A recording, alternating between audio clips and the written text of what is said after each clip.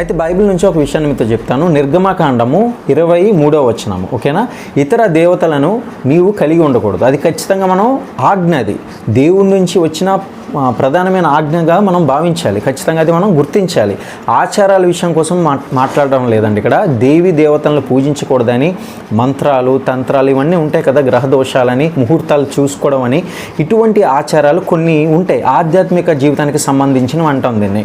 అయితే ఇప్పుడు కొలస్సీలకు రాసిన 3వ అధ్యాయం 17వ వచనం చూద్దాం. మీరు ఏది చేసినాను ప్రభువైన యేసు నామంలో చేయుడు. అంటే పాపం చేసినా కూడా ప్రభువైన నామంలో చేయమని అర్థం దీన్ని కాదు కదా, మనం ఇలా అర్థం చేసుకోకూడదు. మరి ఏంటి అంటే కొన్ని ఆచారాలు, కొన్ని పద్ధతులు ఉంటాయి మన సాంప్రదాయం ప్రకారం అందరూ కూడా సెలబ్రేట్ చేసుకునే విధానం కొన్ని ఉంటాయి. మరి వీటిలో మాత్రం ఖచ్చితంగా దేవుణ్ణి తలంచుకోవడం, అంటే క్రీస్తు నామం చెప్పున మనం ప్రార్థిస్తూ ఆ యొక్క వర్షిప్ అనేది చేసిన తర్వాత కొన్ని కార్యక్రమాలు చేసుకునే విధానాన్ని మనం కొనసాగించవచ్చు.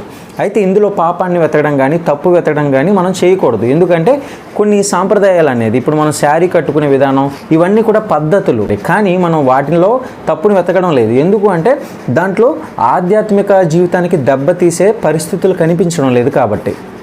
కానీ మీకు అర్థమైంది అనుకుంటున్నాను. నేను ఇంతవరకు కూడా షార్ట్ వీడియో కాబట్టి పూర్తిగా మీ వరకు అయితే ఇంతవరకే తీసుకురావడం జరిగింది. ఇంకా డీటెయిల్గా చెప్పాలి అనుకుంటే చెప్పవచ్చు, వీలైతే తర్వాత మళ్ళీ షార్ట్ వీడియోతో మీ ముందుకు వస్తాను.